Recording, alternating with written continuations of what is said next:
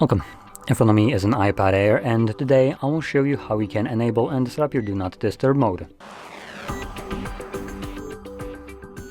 So to get started, you'll want to swipe down right over here where you have the percentage of your battery, and like some other icons.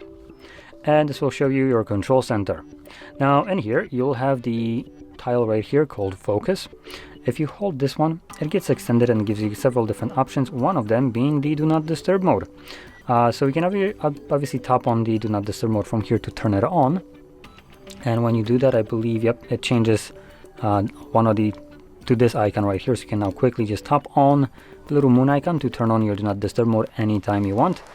And obviously you can hold this again to show you the different options. You can also tap on the three dots right here, choose to turn it on for a specific amount of time, as you can see, or you can navigate into the settings where you will be able to customize the mode.